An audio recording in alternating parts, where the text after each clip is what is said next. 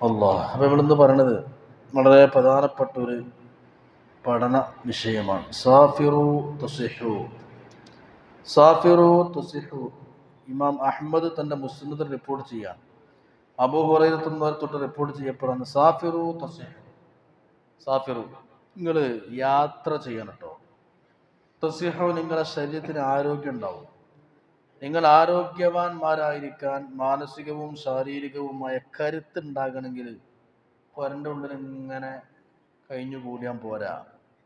എവിടേക്കും പുറത്തിറങ്ങാതെ, ആൾക്കാരുടെയൊന്നും ഇറങ്ങാതെ ഒറ്റപ്പെട്ട് ഇങ്ങനെ ജീവിക്കേണ്ട വേണ്ടത്. സാഫിർ, ഒന്ന് പുറത്തൊക്കെ ഇറങ്ങിയിട്ട് യാത്രയൊക്കെ ചെയ്ത് കുറച്ച് കറങ്ങി ചുറ്റിയടിച്ച് വരണം.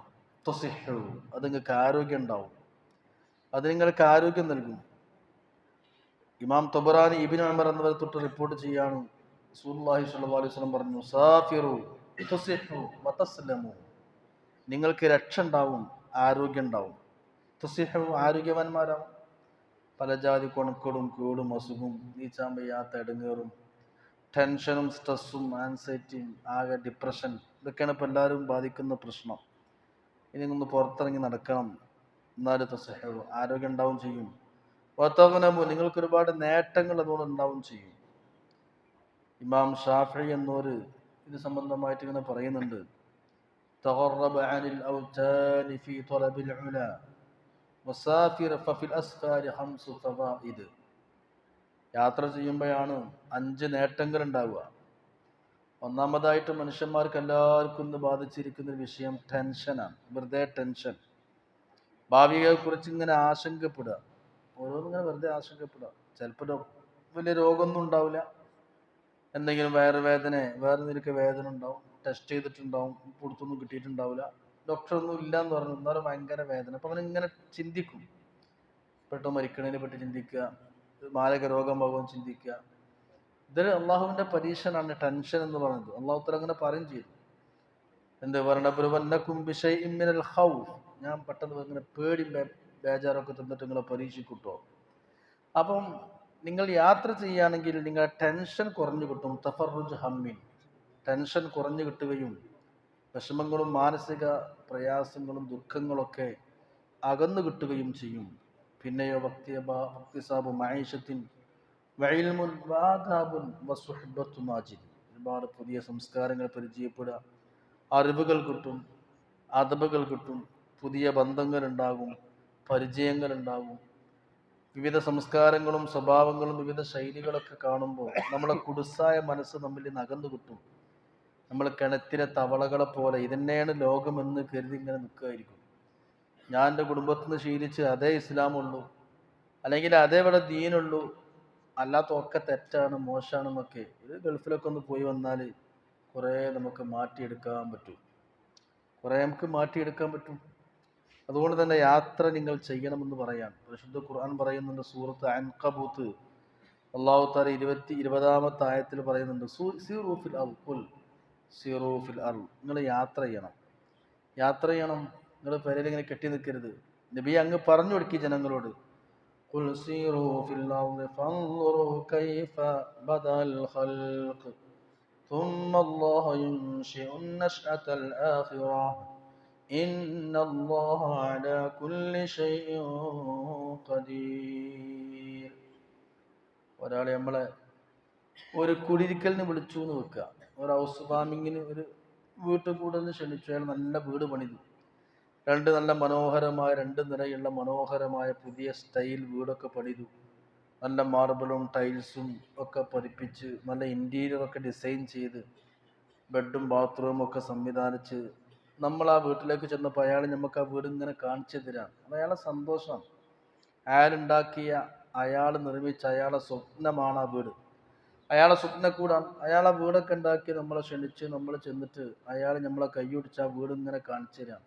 അതിൻ്റെ സിറ്റ് ഔട്ട്, അതിൻ്റെ ബാൽക്കണി, അതിൻ്റെ സംവിധാനങ്ങൾ, അവിടുത്തെ AC സംവിധാനിച്ചത്, അവിടുത്തെ സ്വിമ്മിംഗ് പൂള്, അവിടുത്തെ ബാത്റൂമിലെ ടൈല്, അവിടുത്തെ ഓഫീസ് റൂം, ലിവിങ് റൂം, കുട്ടികൾക്ക് പഠിക്കാൻ മാത്രമായിട്ടൊരു പ്രത്യേക ഏരിയ ഉണ്ടാക്കിയത്, അതിനിടയ്ക്ക് നിസ്കരിക്കാൻ വേറെ പ്രത്യേക ഏരിയ ഉണ്ടാക്കിയത്, സ്ത്രീകൾക്ക് വേറെ ഡൈനിങ്. നിങ്ങൾക്ക് ഇങ്ങനെ കാണിച്ചു തരുമ്പം നമ്മളത് ആവേശത്തോടെ, കൗതുകത്തോടെ, താല്പര്യത്തോടെ കണ്ടിട്ട് വളരെ ഉഷാറായിട്ടുണ്ട് കേട്ടോ, മാഷാ അല്ലാ എന്നൊക്കെ പറയുമ്പോൾ അയാൾക്ക് എന്ത് വലിയ സന്തോഷമായിരിക്കും. അയാൾക്ക് വലിയ സന്തോഷമായിരിക്കും. വളരെ ഉഷാറായി മനോഹരമായി ഇപ്പോൾ ഇങ്ങനെ തന്നെയാണ് വേണ്ടതെന്നൊക്കെ പറയുമ്പോൾ വലിയ സന്തോഷമാണ്. നേരെ മറിച്ച് അയാൾ നമ്മളെ കൈ പിടിച്ചുകൊണ്ടായിട്ട് മുകളിലെ ബാൽക്കണി കാണിച്ചു തരാണ്, അല്ലെങ്കിൽ മുകളിലെ റൂം സംവിധാനിച്ചൊക്കെ കാണിച്ചു തരുമ്പോൾ അതൊന്നും എനിക്ക് കാണണ്ട, അതൊക്കെ ഞാൻ കുറെ കണ്ടാണ്, അതൊക്കെ എന്താ പോലെ എനിക്ക് കാണേണ്ട ആവശ്യമൊന്നുമില്ല, അത് വേണ്ട എന്ന് നമ്മൾ പറഞ്ഞാൽ, നമ്മൾ തിരസ്കരിച്ചാൽ അത് അയാൾക്ക് വലിയ വിഷമമാകും. ഈ ഉദാഹരണത്തിനെ പറഞ്ഞറിയോ, ഇതാണ് അല്ലാഹ്.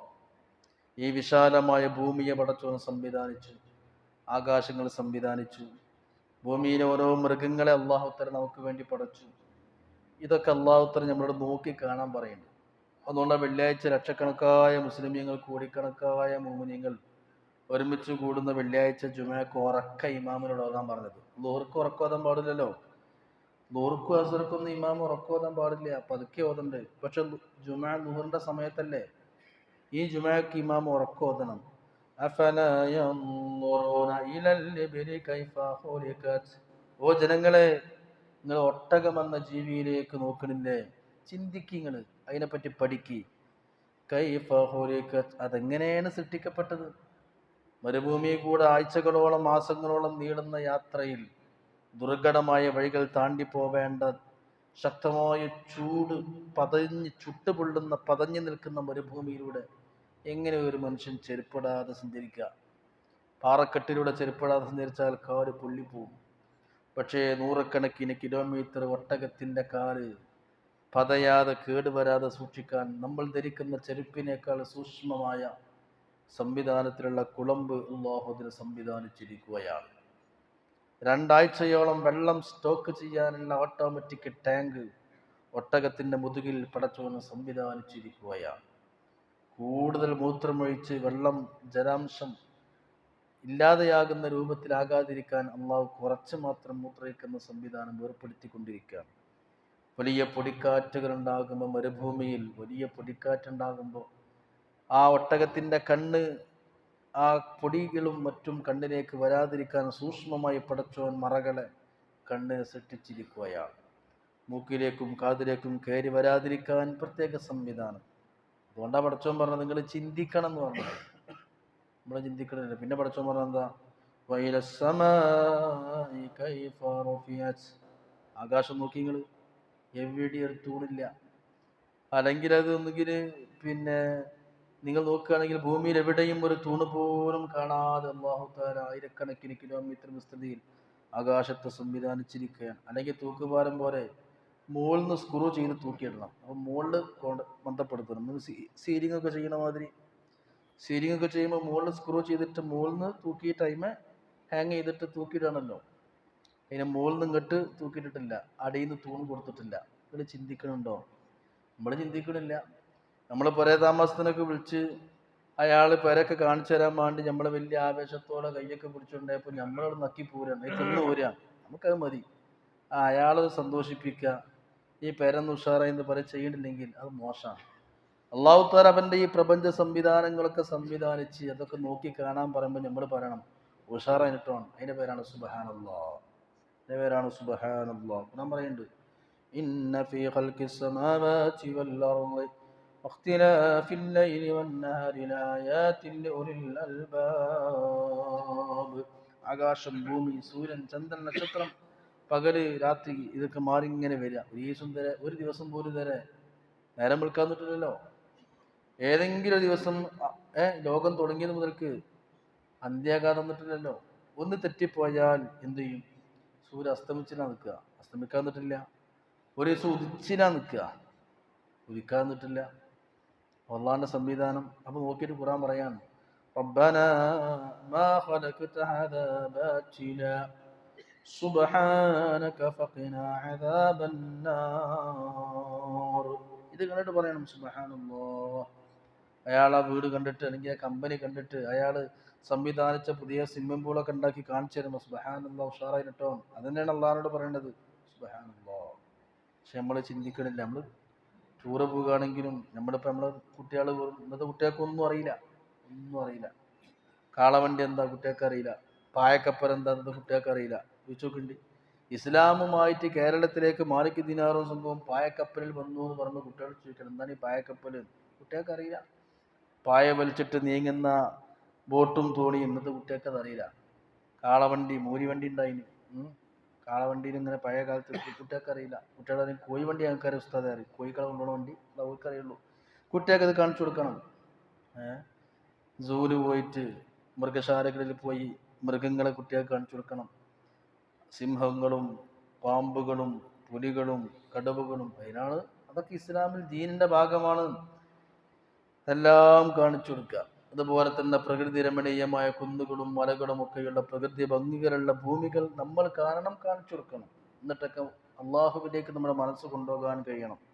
അതാണ് ഖുർആൻ പറഞ്ഞത്,